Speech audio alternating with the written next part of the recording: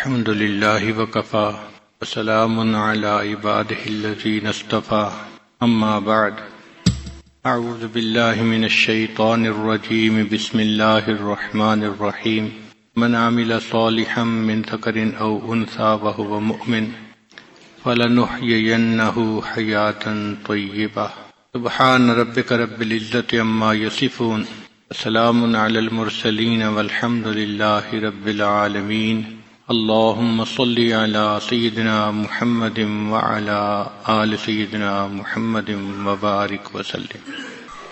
اللہ رب العزت کی نظر میں بندوں کی تقسیم دو طرح کی ہے، هو الذی خلقکم ومنکم کافر ومنکم مؤمن، وہ ذات جس نے تمہیں پیدا کیا، تم میں سے کچھ کافر ہیں اور کچھ مومن ہیں، کچھ ماننے والے کچھ نہ ماننے والے، کچھ دوست ہیں کچھ دشمن ہیں۔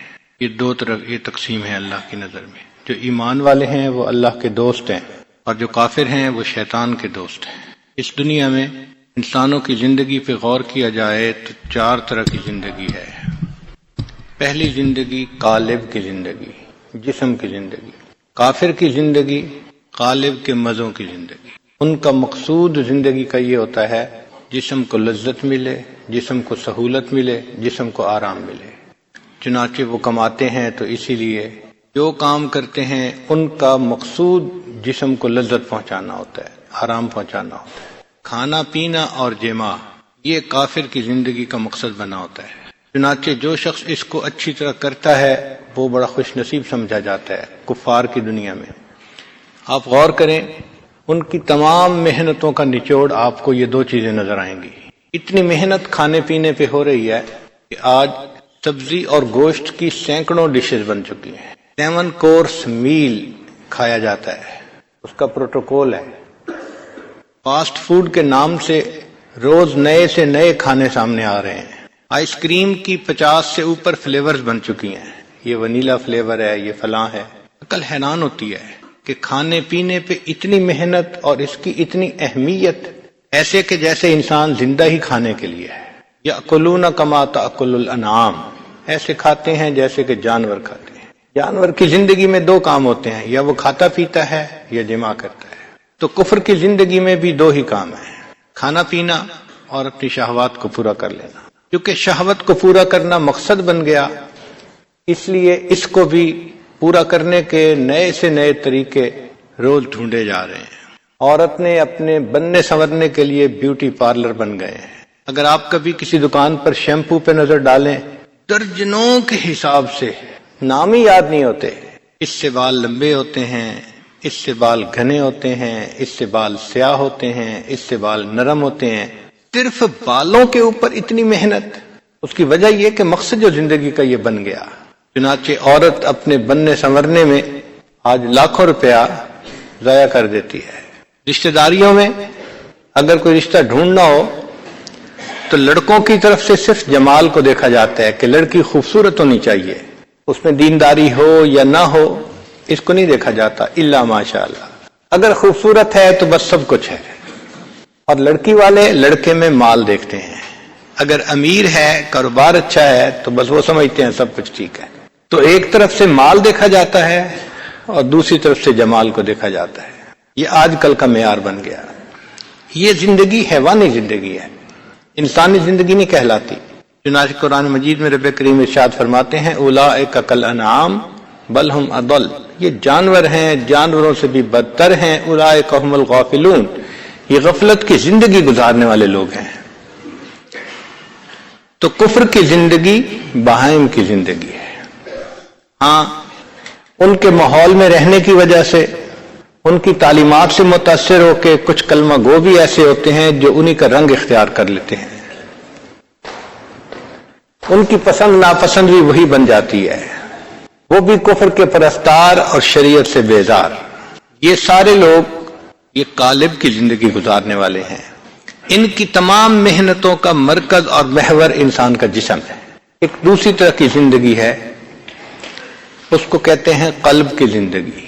یہ وہ لوگ ہیں جنہوں نے کلمہ پڑھا، اللہ تعالیٰ کی وحدانیت کا اقرار کیا، نبی علیہ الصلوۃ والسلام کی رسالت کا اقرار کیا۔ یہ جو شریعت کے بڑے بڑے احکام ہیں ان کو پورا کرتے ہیں، نماز، روزہ، حج، زکوٰۃ، مگر سمجھتے ہیں کہ شاید دین صرف یہیں تک ہے، اس کے علاوہ ان کی بقیہ زندگی من مرضی کی زندگی ہوتی ہے۔ یہ بھی نفس امارہ کی زندگی گزارنے والے لوگ کہ چند احکام کے علاوہ ان کی اپنی زندگی من مرضی کے مطابق ہوتی ہے۔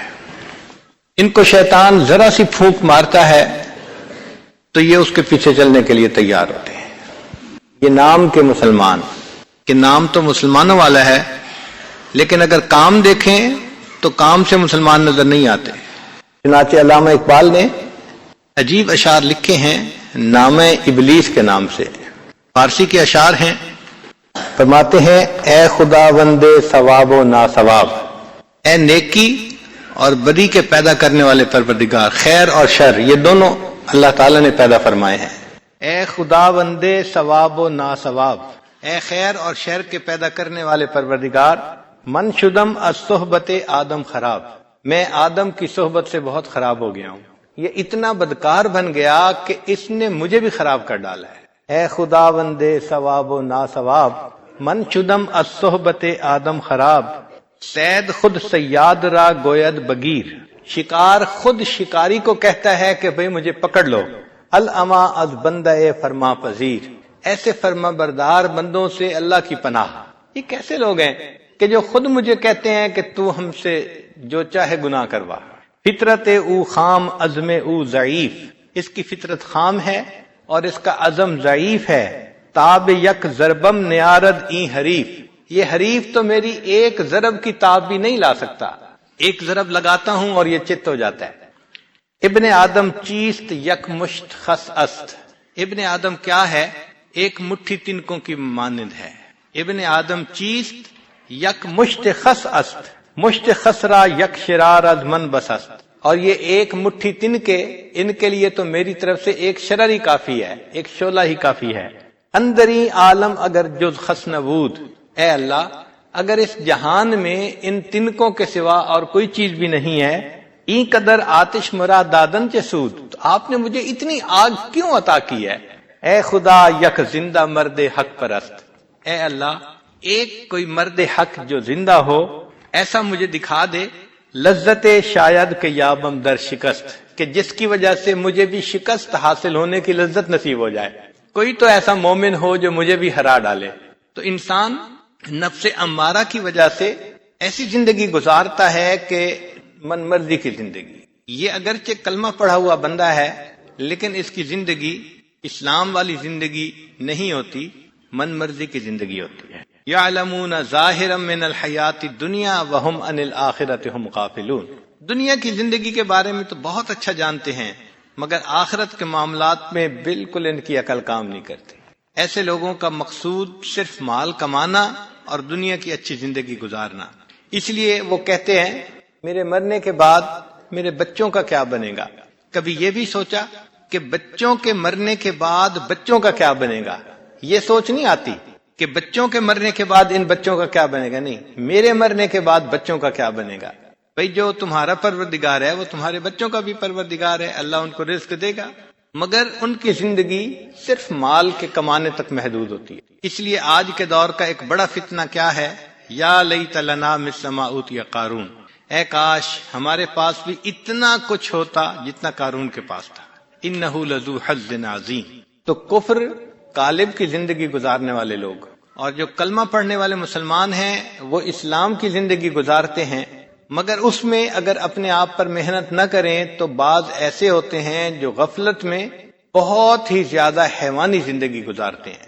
مال پیسہ ان کے پاس ہو تو وہ اپنی عیاشیوں میں مشغول ہوتے ہیں، ان کو سکرین کے تماشے دیکھنے کی شوق رہتا ہے اور اپنی خواہشات کو پورا کرنا ان کا بھی مقصد بنا ہوتا ہے۔ ان کے بارے میں علامہ اقبال کہتے ہیں وضع میں تم ہو نصارا تو تمدن میں ہنود، وضع میں تم ہو نصارا تو تمدن میں ہنود، یہ مسلمان ہیں جنہیں دیکھ کے شرمائیں یہود، کہ نام کے مسلمان ہوتے ہیں مگر ان کی باتیں، ان کا لباس، ان کا اٹھنا بیٹھنا وہ سارا کا سارا کفر کی مانند ہوتا ہے۔ اور من تشبہ بقوم فہو منہم، نبی الاسلام نے ارشاد فرمایا جس نے جس قوم سے مشابہت اختیار کی وہ انہی میں سے شمار کیا جائے گا۔ یہ نفس امارہ والے لوگ ہیں جنہوں نے اپنے نفس سے محنت نہیں کی ہوتی، بلکہ وہ اپنے نفس کی چاہتوں کو پورا کرنے میں صبح و شام لگے ہوئے ہوتے ہیں۔ یوں تو سید بھی ہو، مرزا بھی ہو، افغان بھی ہو، تم سبھی کو چھو بتاؤ تو مسلمان بھی ہو۔ فرقہ بندی ہے کہیں اور کہیں ذاتیں ہیں، کیا زمانے میں پنپنے کی یہی باتیں ہیں؟ تو کہنے کو مسلمان ہوتے ہیں، لیکن اگر دیکھو تو آپس میں جھگڑے۔ یہ کتنی عجیب بات ہے، مسجد میں آنے والے، نماز پڑھنے والے، ادھر بھی داڑھی ادھر بھی داڑھی، ادھر بھی ٹوپی ادھر بھی ٹوپی، اور مقدمہ چل رہا ہوتا ہے مسجد کے بارے میں۔ نفس اتنا مضبوط ہوتا ہے کہ وہ اپنی خواہش کو پورا کرنا چاہتا ہے۔ آج جو یہ عدالتیں مقدموں سے بھری پڑی ہیں، یہ اس بات کی نشاندہی کرتی ہیں کہ دل وہ عداوتوں سے بھرے پڑے ہیں۔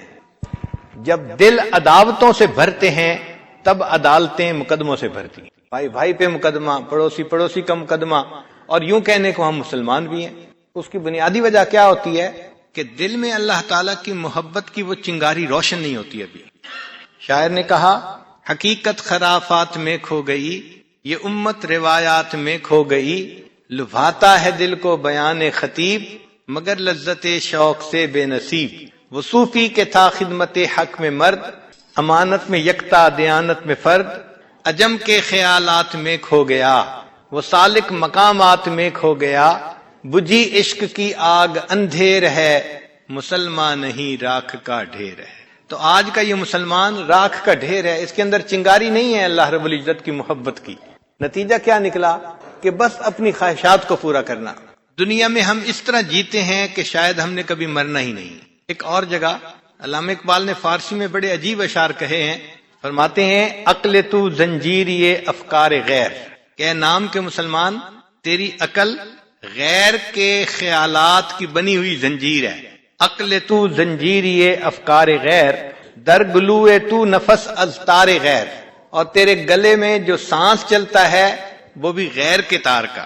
بر زبانت گفتگوہا مستعار، تیری زبان پر جو گفتگو ہے وہ بھی کسی سے مانگی ہوئی ہے۔ در دلے تو آرزوہا مستعار، اور تیرے دل میں جو آرزویں ہیں وہ بھی کسی سے ادھار لی گئی ہیں۔ کمریانت را نواہا خواستہ، تیری کمریاں جو نغمے گا رہی ہیں وہ بھی کسی غیر کے ہیں۔ سروحایت را کباہا خواستہ، اور تیرے سراپا نے جو کپڑے پہنے ہوئے ہیں یہ پیرہن بھی کسی غیر کا پہنا ہوا ہے۔ آ نگاہ شر ما زاغ البصر، وہ ہستی کہ جن کی نگاہ ما زاغ البصر تھی کہ کجی کی طرف نہیں جاتی تھی، سوئے قوم خیش باز آید اگر وہ اللہ کے محبوب صلی اللہ علیہ وسلم دوبارہ اپنی امت کی طرف آ جائیں، لست منی گویدت مولا ما، تو میرے مالک میرے آقا یہ فرمائیں گے کہ تم میری امت میں سے ہی نہیں ہو، وائے ما اے وائے ما اے وائے ما۔ تو حالت ایسی ہی ہے کہ نام کے مسلمان، لیکن کام دیکھو تو وہ مسلمانوں والے نظر نہیں آتے، وہ بھی حیوانوں والے ہی ہیں۔ ایک تیسری زندگی وہ ایمان والی زندگی ہے، اس میں انسان اعمال نیک کرتا ہے، دین کے کام کرتا ہے، علم پڑھتا ہے، ذکر اذکار بھی کرتا ہے، مگر اس کا تزکیہ نہیں ہوتا، نفس کا تزکیہ نہیں ہوتا، قلب کا تصفیہ نہیں ہوتا۔ نتیجہ کیا ہوتا ہے کہ وہ ظاہری گناہوں سے تو بچتا ہے، چھپے گناہوں سے نہیں بچتا۔ وہ گناہوں سے اس لیے بچتا ہے کہ لوگ کیا کہیں گے، بدنامی نہ ہو جائے۔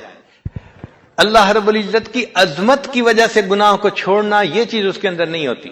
چنانچہ جلوت متقیوں والی ہوتی ہے اور خلوت فاسق و فاجر والی ہوتی ہے۔ یہ آدمی گناہ تو موقع پہ کر بیٹھتا ہے چونکہ نفس بے قابو ہوتا ہے، مگر پچھتاتا بھی ہے، اللہ کے سامنے روتا بھی ہے، معافیاں بھی مانگتا ہے، مگر نفس کو لگام نہیں ڈال پاتا۔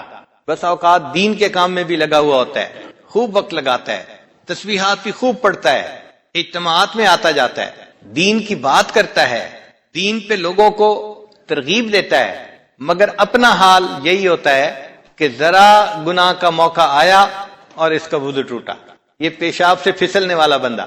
یہ دو رنگی کی زندگی ہوتی ہے، اس لیے ہمارے اکابر نے فرمایا، دو رنگی چھوڑ دے یک رنگ ہو جا، سراسر موم ہو جا یا سنگ ہو جا۔ یہ منافقت کی زندگی ہوتی ہے، اوپر سے میاں تسبیح اور اندر سے میاں کسبی۔ 100 گناہ ہیں اگر فرض کرو شریعت میں تو یہ 90 کو چھوڑ دے گا، لیکن 10 گناہ ہوں گے، 95 کو چھوڑ دے گا 5 گناہ ہوں گے، 98 گناہوں کو چھوڑ دے گا 2 گناہ ہوں گے، ایک دو گناہ ایسے ہوتے ہیں جو چلتے ہیں، گو کہ زبان پہ بھی دین کی باتیں اور اٹھنا بیٹھنا بھی دین والوں کے ساتھ، مگر 100% گناہوں سے جان نہیں چھوٹتی۔ شریعت نے جس کو کہا نا ادخلوا فی السلم کافہ، پورے کے پورے سلامتی میں داخل ہو جاؤ، اسلام میں داخل ہو جاؤ، وہ کیفیت نہیں ہوتی۔ ہماری علاقائی زبان میں کہتے ہیں کنڈا وچے رہا، وہ کانٹا اٹکا ہی رہتا ہے، گناہ سے جان نہیں چھوٹتی۔ مہلک بیماریاں سینے میں ہوتی ہیں، تکبر ہے، عجب ہے، کینہ، حسد، بخل، ان تمام بیماریوں کے ساتھ یہ دین کی زندگی بھی گزار رہا ہوتا ہے۔ چنانچہ نبی علیہ الصلوۃ والسلام نے ایک حدیث مبارکہ میں ارشاد فرمایا، یہ حدیث مبارکہ بہت دل کے کانوں سے سننے والی بات ہے، امید ہے کہ آپ حضرات تعاون فرمائیں گے اور پوری توجہ سے اس کو سنیں گے۔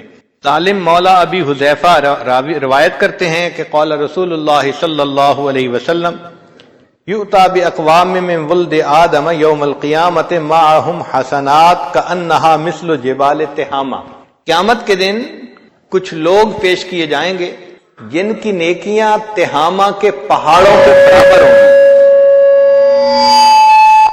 جن کی نیکیاں تہامہ کے پہاڑوں کے برابر ہوں گی، یعنی پہاڑوں برابر نیکیاں۔ اس کا مطلب نیکی کے کام خوب دوڑ دوڑ کے کرتے تھے، بھاگ بھاگ کے کرتے تھے۔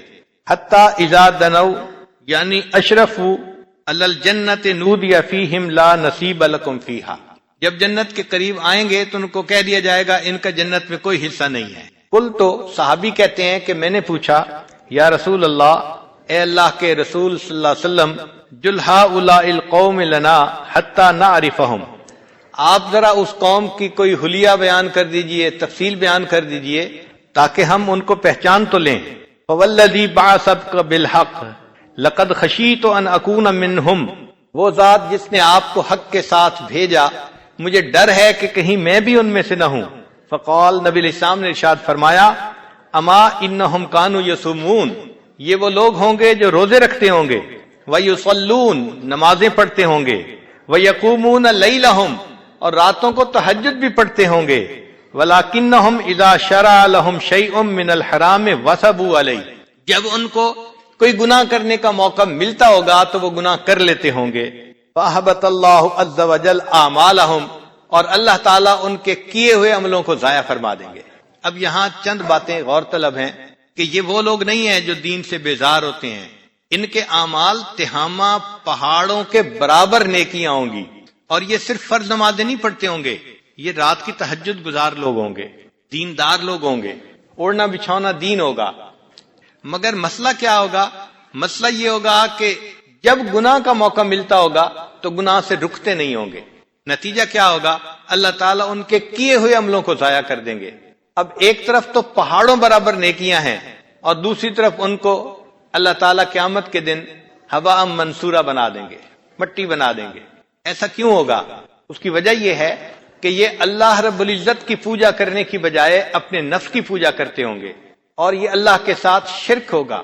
دیکھیں، ایک ہے ظن پرستی، زر پرستی، شہوت پرستی، نفس پرستی، یہ سب کی سب بت پرستی ہی کی اقسام ہے، خدا پرستی کوئی اور چیز ہے۔ تو یہ اتنی نیکیاں کرنے کے باوجود بھی گویا بت پرستی کرنے والے لوگ ہیں۔ اللہ تعالیٰ قرآن مجید میں ارشاد فرماتے ہیں، افرأیت من اتخذ الہہ ہوا، کیا دیکھا آپ نے اسے جس نے اپنی خواہشات کو اپنا معبود بنا لیا؟ تو یہ اللہ کو معبود بھی بنا رہے ہیں مگر نفس کو بھی معبود ہی بنایا ہوا ہے، اس کی بھی عبادت کرتے ہیں، اس کے سامنے بھی جھک جاتے ہیں۔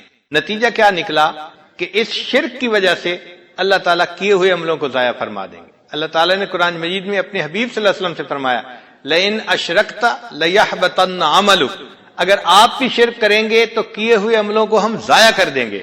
ذرا غور کیجئے، یہ اتنا اہم مسئلہ ہے کہ کی ہوئی نیکیاں برباد ہو جائیں گی اور انسان قیامت کے دن خالی ہاتھ کھڑا ہوگا۔ لہذا یہ بہت ہی توجہ طلب بات ہے کہ ہم شریعت کی چند باتوں پر عمل کر کے خوش نہ ہو جائیں کہ جی ہم تو بڑے نیک بن گئے۔ دیکھنا یہ ہے کہ پوری شریعت پر عمل کرتے ہیں یا نہیں کرتے، اللہ کے سامنے پوری طرح اپنا سر جھکاتے ہیں یا نہیں جھکاتے۔ اور اگر منمانی کر لیتے ہیں، خفیہ گناہ کر لیتے ہیں، خلوت میں گناہ کر لیتے ہیں، تو اس کا مطلب یہ کہ ہم تو اپنے نفس کی پوجا کر رہے ہیں، جس کی وجہ سے قیامت کے دن پہاڑوں برابر نیکیوں کے باوجود جنت میں نہیں جا سکیں گے، جہنم میں جانا پڑے گا۔ ہمارے یہاں اکٹھے ہونے کا بنیادی مقصد یہی ہے کہ ہم اپنے نفس پر ایسی محنت کریں کہ نفس کو شریعت کی لگام پہنا دیں، 100% شریعت پر عمل کرنے کی ہمیں سعادت نصیب ہو جائے۔ ہم اس نیکی کے راستے پر چلے تو صحیح، لیکن 100 قدم تھے تو کسی نے 80 اٹھا لیے، کسی نے 90 اٹھا لیے، 100 نہیں اٹھا سکے۔ حسرت ہے اس مسافر مضطر کے حال پر جو تھک کے رہ گیا ہو منزل کے سامنے۔ کتنی عجیب بات ہے، لوگ بھی ہمیں دیندار سمجھتے ہیں اور ہمارا اٹھنا بیٹھنا ہے بھی دینداروں والا، لیکن 100% گناہ نہ چھوڑنے کی وجہ سے اللہ رب العزت کے دفتروں میں ہم نیک نہیں کہلاتے، وہاں ہم دو رنگی والے منافق کہلاتے ہیں۔ تو یہ بہت اہم نقطہ ہے کہ ہم پورے گناہوں کو چھوڑیں اور اللہ تعالیٰ کے سامنے اپنے سر کو جھکا دیں، ہر کام شریعت کے مطابق کریں۔ آج کل نوجوان اپنی خواہشات کو پورا کرنے میں جھجک محسوس نہیں کرتے، ہاں اتنا ضرور دیکھتے ہیں کہ کسی کو پتہ نہ چلے۔ خاوند اتنا خیال کرتا ہے کہ بیوی کو پتہ نہ چلے، اس کے بعد اس کی ٹیلی فون پہ بات کہیں ہوتی ہے، میسیجز ہوتے ہیں، اس سے غم نہیں ہوتا۔ بیوی بھی اتنا دیکھتی ہے کہ خاوند کو پتہ نہ چلے۔ تو گویا ہم اگر گناہ سے بچ رہے ہیں تو کسی کی وجہ سے بچ رہے ہیں، اللہ تعالیٰ کی وجہ سے نہیں بچ رہے۔ اس لیے میں اپنے دوستوں کو کہتا ہوں کہ جب میسیجز میں کسی کو لکھے نا آئی لو یو تو ہاتھ کانپنے چاہیے، زبان سے کسی کو کہنا آئی لو یو تو زبان کانپنی چاہیے۔ کیوں؟ یہ اتنا اسٹرانگ سٹیٹمنٹ ہے کہ اگر آپ نے خلاف شرع یہ الفاظ کسی کو کہے، کسی غیر محرم کو کہے، یہ اللہ تعالیٰ کی غیرت کا معاملہ ہے۔ عین ممکن ہے کہ آپ یہ الفاظ لکھ کر ٹیکسٹ کریں گے کسی کو اور اللہ تعالیٰ کو غیرت آئے اور وہ فرما دیں کہ اچھا میرے چاہنے والوں میں سے اس کا نام خارج کر دو۔ تو یہ کوئی چھوٹی سی بات نہیں ہے، بہت سوچ سمجھ کے یہ لفظ لکھنے چاہیے۔ اور آج تو کفر نے ایسا ماحول بنا دیا ہے کہ کسی کا فون آ جائے آخر پہ لازمن یہ الفاظ کہتے ہیں، اور دکھ اس بات پہ ہوتا ہے کہ توقع کرتے ہیں کہ اگلا بھی یہی لفظ کہے گا۔ انٹرنیٹ اور سیل فون انہوں نے گناہوں کے راستوں کو کھول دیا ہے، اس لیے یہ انٹرنیٹ حقیقت میں انٹر انٹو دی نیٹ ہے، جال کے اندر داخل ہو جاؤ۔ جس کو عادت پڑ گئی اس کی وہ جال میں پھنس گیا۔ تو ایسی زندگی کہ جس میں انسان لوگوں کے سامنے ہو تو مومن ہو اور تنہائی میں ہو تو پھر فاسق و فاجر ہو، یہ دورنگی کی زندگی بھی اللہ رب العزت کو پسند نہیں ہے۔ نفسانی محبتیں انسان کو اللہ تعالیٰ کی نظر سے گرا دیتی ہیں۔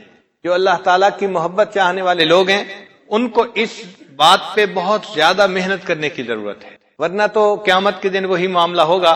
قرآن مجید میں ایک بڑھیا کے بارے میں فرمایا کلتی نقدت غزلہا من بعد قوت انکاسا، کہ وہ دھاگے کاٹتی تھی اور جب پوری کام ہو جاتا تھا اپنے ہاتھوں سے دھاگوں کو توڑ بیٹھتی تھی۔ تو جو آدمی نیکی بھی کرے، تہجد بھی پڑھے، اذکار بھی کرے، مجالس میں بھی آئے، مگر چھپے ہوئے چند گناہ بھی کرتا رہے، اس کی مثال اس بوڑھی عورت کی مانند ہے۔ اس نے بھی دھاگا تو کاٹا لیکن کاٹنے کے بعد پھر اس دھاگے کو توڑ بیٹھی۔ ایک چوتھی زندگی گزارنے والے لوگ ہوتے ہیں قلب کی زندگی گزارنے والے، لیکن وہ احسان والی زندگی گزارتے ہیں۔ ان کو اللہ تعالیٰ نفس مطمئنہ عطا فرما دیتے ہیں اور ان کا نفس شریعت کے تابعدار بن جاتا ہے۔ تزکیہ نفس اور تصفیہ قلب کی سعادت ان کو نصیب ہو جاتی ہے۔ وہ محنت کرتے ہیں اپنے نفس پر، حتیٰ کہ ان کی زندگی کا مقصد محبت الہی بن جاتی ہے۔ اور ان المحب لما یحب مطیع، پھر محب جس سے محبت کرتا ہے اس کا فرما بردار ہوتا ہے، وہ اللہ تعالیٰ کے حکم کی نافرمانی نہیں کرتے۔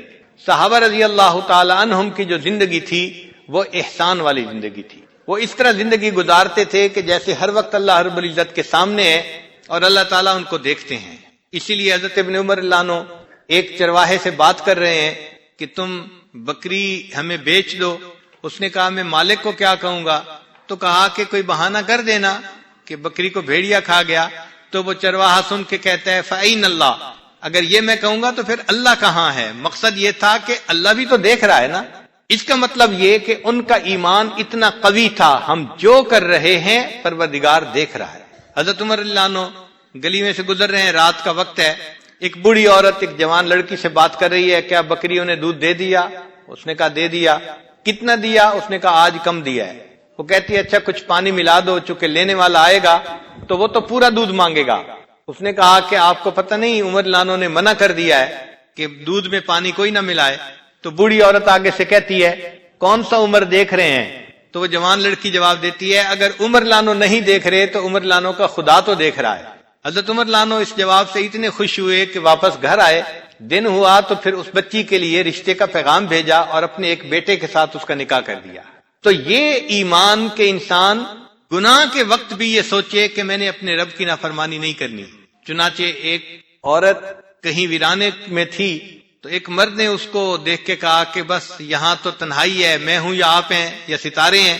اس نے آگے سے جواب دیا فَأَيْنَ مَكُوكِبُهَا، ستاروں کا پیدا کرنے والا کہاں ہے؟ یقین تھا ان کا کہ اللہ تعالیٰ ہمیں دیکھ رہا ہے۔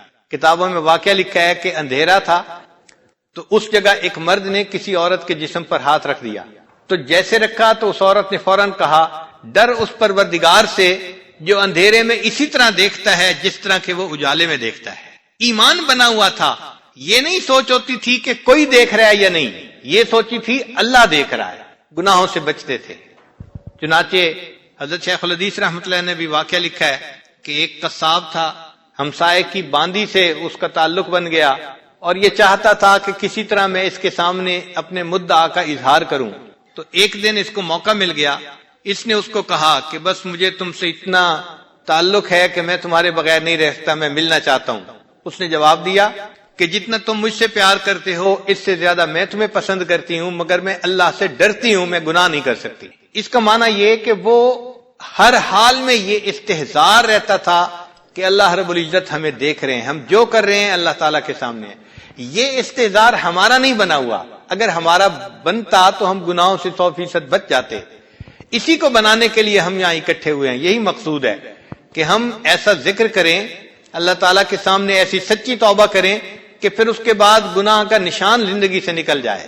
یہ نہیں ہوگا کہ ہم فرشتے بن جائیں گے، مگر اتنا ضرور ہوگا کہ نفس کے اوپر ہمیں اتنا قابو مل جائے کہ گناہ کے موقع پہ ہم گناہ کی طرف قدم بڑھانے کی بجائے اپنے رب کے حکم کی طرف قدم بڑھائیں۔ ایسے لوگ جو یہ چیز حاصل کر لیتے ہیں یہ مومن کامل کہلاتے ہیں۔ ہم تو زندہ ہیں کہ دنیا میں تیرا نام رہے۔ ان کی زندگی کا مقصد یہی ہوتا ہے کہ اللہ رب العزت کا پیغام دنیا کے اندر پھیلا دیا جائے۔ چنانچہ ایک خاتون نے کسی بزرگ سے اظہار مدعا کیا کہ میں آپ سے ملنا چاہتی ہوں، تو انہوں نے کہا کہ کیسے ہم کوئی عمل کر سکتے ہیں جبکہ ایک قاضی اور 4 گواہ ہمیں دیکھ رہے ہیں؟ تو عورت حیران ہوئی، کہنے لگی ایک قاضی اور 4 گواہ دیکھ رہے ہیں؟ وہ کہنے لگے ہاں، قاضی اللہ رب العزت کی ذات ہے اور 2 فرشتے میرے اور 2 فرشتے تمہارے، 4 گواہ بھی ہمیں دیکھ رہے ہیں۔ تو جب قاضی بھی دیکھ رہا ہو، 4 گواہ بھی دیکھ رہا ہو، تو پھر فرد جرم عائد ہونا آسان ہوتا ہے۔ ان کی بات ایسی تھی کہ اس بات کی وجہ سے اس عورت کو اللہ نے توبہ کی توفیق عطا فرمائی۔ آج تو گناہ اس لیے نہیں کیا جاتا کہ گناہ کے موقع نہیں ملتے، ورنہ موقع مل جائے تو الا ماشاء اللہ قسمت والے ہوتے ہیں جو گناہ سے بچ سکتے ہیں۔ یہاں پر ایک اور بھی بات سمجھنے والی ہے کہ حدیث جبرائیل میں احسان کے بارے میں فرمایا گیا ان تعبد اللہ کأنک تراہ، کہ تم اللہ کی عبادت ایسے کرو جیسے اللہ کو دیکھتے ہو۔ فإن لم تکن تراہ فإنہ یراک، اور اگر تم ایسے نہیں کر سکتے تو ایسے عبادت کرو جیسے اللہ تمہیں دیکھ رہا ہے۔ تو یہ جو پہلا مرتبہ ہے نا ان تعبد اللہ کأنک تراہ، یہ تو نبوت کا اور صدیقیت کا منصب ہے، ہر بندہ ایسا نہیں کر سکتا۔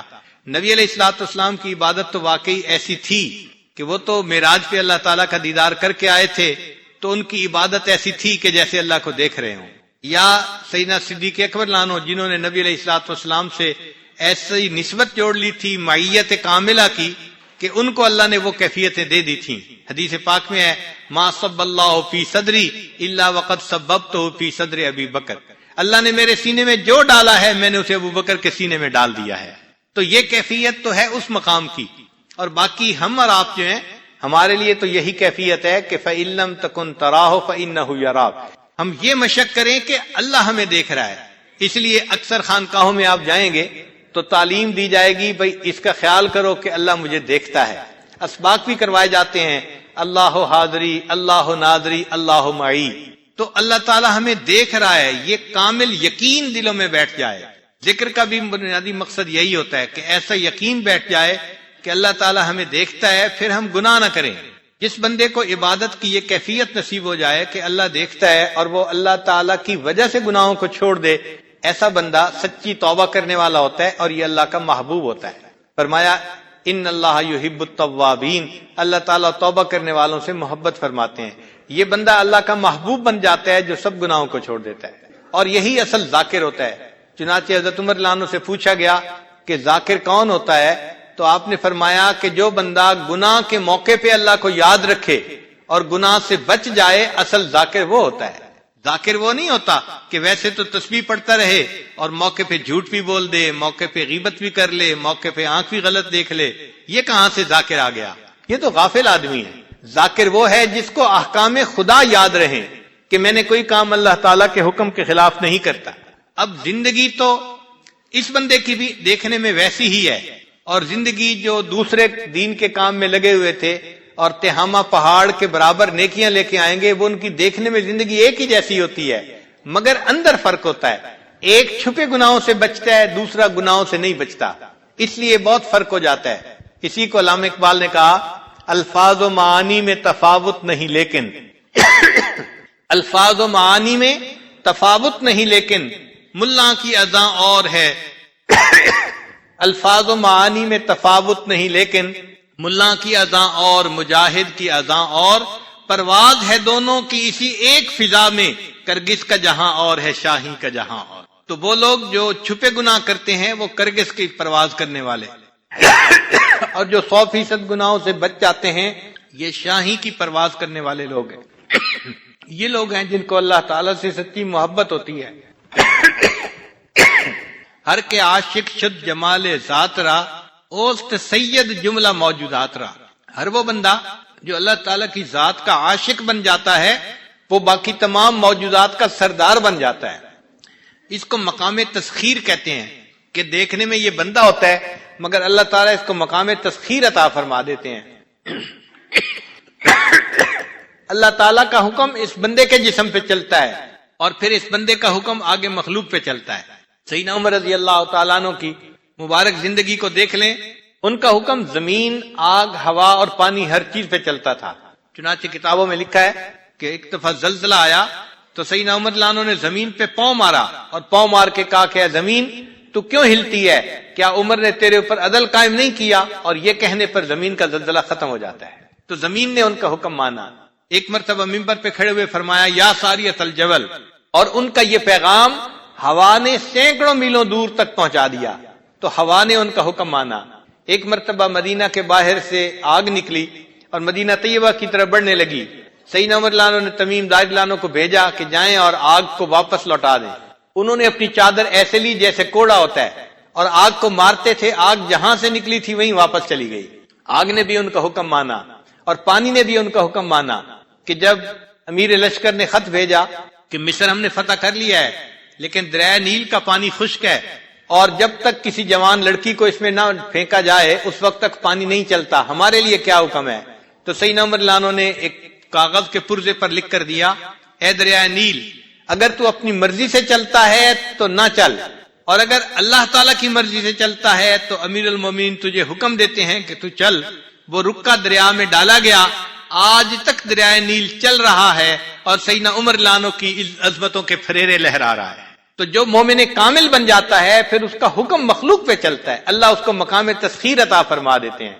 ایسے لوگ اللہ تعالیٰ کے محبوب لوگ ہوتے ہیں. اللہ تعالیٰ ان کو نمونے کے طور پہ پوری دنیا میں پھیلاتے ہیں. ہمارے حضرت مرشد عالم رحمۃ اللہ فرمایا کرتے تھے کہ اللہ تعالیٰ اپنے بعض بندوں کو اس لیے پھراتا ہے کہ لوگ دیکھ سکیں کہ بھئی اصل کیسے بننا تھا. کوئی بندہ جیسے کوئی ماڈل بناتا ہے نا تو وہ سب کو دکھاتا ہے. اللہ تعالیٰ بھی ایسے بندے کو دکھاتے ہیں کہ تم دیکھو کہ تمہیں ایسا بننا ہے. فرشتوں کو دکھانا تھا بشر ایسے بھی ہوتے ہیں. اللہ تعالیٰ ان بندوں کو عظمتیں دیتا ہے، مقام تسخیر عطا فرماتا ہے. ان کی نمازیں بھی اللہ کی حضوری والی نمازیں اور مقام احسان والی نمازیں ہوتی ہیں. سنی نہ مصر و فلسطین میں وہ عزا میں نے دیا تھا جس نے پہاڑوں کو راشا سیماب. وہ سجدہ روح زمین جس سے کانپ جاتی تھی اسی کو آج ترستے ہیں منبر و محراب. آج اسی چیز کی کمی ہے کہ ہم 100% گناہوں سے نہیں بچ پا رہے. ہم بہت سارے گناہوں سے بچتے ہیں مگر سب گناہوں سے نہیں بچتے. تو یہاں آنے کا مقصد یہ ہے کہ سب گناہوں سے بچنے کی نیت کریں اور آئندہ زندگی ایسی گزارنے کی کوشش کریں. جب ایسی زندگی گزاریں گے تو رب کریم کی ہم پر رحمت ہوگی. تیرے دریا میں طوفان کیوں نہیں ہے, تیرے دریا میں طوفان کیوں نہیں ہے, خود ہی تیری مسلمہ کیوں نہیں ہے, ابس ہے شکوہ تقدیر یزداں, تو خود تقدیر یزداں کیوں نہیں ہے. اگر انسان مومن کامل بن جائے اور مقام تسخیر مل جائے تو پھر اس کی زبان سے نکلتا ہے اور اللہ تعالیٰ اس کی بات کو پورا فرما دیتے ہیں. حدیث پاک سے اس کا ثبوت ملتا ہے. فرمایا میرا بندہ جو مانگتا ہے میں عطا کر دیتا ہوں. علامہ اقبال نے بڑے اچھے اشعار لکھے. عقل ہے تیری سفر, عشق ہے شمشیر تیری. سفر کہتے ہیں ڈھال کو, اور انسان کو اللہ نے عقل اس لیے دی کہ وہ گناہوں سے بچ سکے. یہ عقل ڈھال بن جاتی ہے, گناہوں سے بچاتی ہے بندے کو. عقل ہے تیری سفر, عشق ہے شمشیر تیری, میرے درویش خلافت ہے جہانگیر تیری. ماں سو اللہ کے لیے آگ ہے تکبیر تیری, تو مسلمان ہے تو تدبیر ہے تقدیر تیری. تیری تدبیر تیری تقدیر بن جائے گی. کی محمد سے وفا تو نے تو ہم تیرے ہیں, یہ جہاں چیز ہے کیا لوح قلم تیرے ہیں. تو ہم انسان کامل بننے کی محنت کریں. 100% سر کے بالوں سے لے کے پاؤں کے ناخنوں تک تمام گناہوں سے بچنے کی کوشش کریں. ایک گناہ کر دینا, چند گناہ کر دینا, یہ نفس کی پوجا ہے اور اللہ تعالیٰ کو یہ بات بہت ناپسند ہے. تو آج کے بعد جب نفس گناہ کے اوپر ابھارے تو اس وقت فوراً سوچئے میں نے مشرک بننا ہے نفس کی پوجا کر کے, یا میں نے نفس کی مخالفت کر کے موحد بننا ہے, اللہ کی بات ماننی ہے. تو پھر آپ کے لیے گناہوں سے بچنا آسان ہو جائے گا. اللہ تعالیٰ ہمیں غفلت سے محفوظ فرمائے اور ہمیں اللہ تعالیٰ کامل ایمان والی شریعت والی زندگی گزارنے کی توفیق عطا فرمائے. ہم اس میں کمزور ہیں تو ہم اگر یہ کام نہیں کر پاتے تو اللہ تعالیٰ کے لیے تو یہ آسان ہے نا, تو اپنے آپ کو اللہ تعالیٰ کے سامنے پیش کریں کہ اے کریم آقا ہم آپ کے عاجز مسکین بندے ہیں, بہت کوششیں کرتے ہیں, ہر دفعہ توبہ کرتے ہیں پھر توڑ بیٹھتے ہیں, پھر توبہ کرتے ہیں پھر توڑ بیٹھتے ہیں, مگر میرے اللہ ہم آپ کے یہاں اس گھر میں حاضر اس لیے ہوئے ہیں کہ ہم 100% آپ کے فرما بردار بن کر زندگی گزارنا چاہتے ہیں. اے اللہ آپ ہم پر رحمت کی نظر فرما دیجئے اور ہمارے من کو صاف کر دیجئے. ہمارے لیے اپنے آپ کو دھونا مشکل ہے. اس کی مثال ایسی ہے کہ ایک بچہ چھوٹا ہوتا ہے نا, تو وہ اپنے آپ کو گندا تو کر بیٹھتا ہے لیکن وہ اپنے آپ کو دھونے کے قابل نہیں ہوتا, تو پھر وہ رونا شروع کر دیتا ہے, ماما ماما, شور مچانا شروع کر دیتا ہے. اور ماں جب اس کو دیکھتی ہے تو ماں نفرت نہیں کرتی, ماں سمجھتی ہے بچہ ہے نادان ہے, اس نے کپڑوں میں ہی جو ہے گندگی کر دی, تو وہ اس کو لے جاتی ہے اور جا کے دھو لیتی ہے, خوشبو لگا لیتی ہے, پھر اس بچے کو سینے سے بھی لگا لیتی ہے. تو اسی طرح ہم گناہ کر بیٹھتے ہیں تو ہم کم از کم اللہ اللہ اللہ اللہ کو پکاریں تو صحیح نا, کبھی تہجد پڑھ کے, کبھی نماز پڑھ کے, کبھی تلاوت کر کے کہ اے کریم آقا ہم پر رحمت کی نظر فرما دیجئے. ہمارے لیے ستھرا ہونا مشکل ہے, آپ کے لیے تو ستھرا کرنا آسان ہے. آپ کی ایک رحمت کی نظر ہوگی اور بیڑا پار ہو جائے گا. اور ویسے بھی قرآن مجید میں اللہ تعالیٰ ارشاد فرماتے ہیں وَلَوْلَا فَضْلُ اللَّهِ عَلَيْكُمْ وَرَحْمَتُهُ مَا زَكَا مِنْكُمْ مِنْ أَحَدٍ أَبَدًا. اگر اللہ کا فضل اور اللہ کی رحمت تمہارے اوپر نہ ہوتی تم میں سے کوئی بندہ کبھی بھی ستھرا نہ ہو سکتا. وَلَكِنَّ اللَّهَ يُزَكِّي مَن يَشَاءُ, اللہ جس کو چاہتے ہیں ستھرا کر دیتے ہیں. تو جب اللہ ہی نے ستھرا کرنا ہے تو مطلب یہ کہ ہم اللہ کا دروازہ کھٹکھٹائیں, اللہ کی بارگاہ میں عاجزی کریں, روئیں دھوئیں, معافی مانگیں. اے اللہ ہم نے زندگی گناہوں میں گزار دی, اب تو بال بھی سفید ہو گئے. اے کریم آقا اب تو اس نفس کی زندگی سے جان چھڑا دیجئے, اب تو ہمیں اپنا بندہ بنا لیجئے. انشاءاللہ جب ہم یہ دعائیں کریں گے اور اللہ تعالیٰ سے مانگیں گے تو اللہ تعالیٰ کی رحمت کی نظر ہوگی اور اللہ تعالیٰ ہمارے لیے پوری شریعت کے مطابق زندگی گزارنا آسان فرما دیں گے. اللہ تعالیٰ ہمیں مقام احسان والی زندگی نصیب فرمائے. ان تعبد اللہ کأنک تراہ فإن لم تکن تراہ فإنہ یراک. اسی کا نام تصوف ہے اور یہی انسان بننے کی محنت ہے. اللہ تعالیٰ ہمیں ایسا بن کر زندگی گزارنے کی توفیق عطا فرما دے. وآخر دعوانا ان الحمد للہ رب العالمین.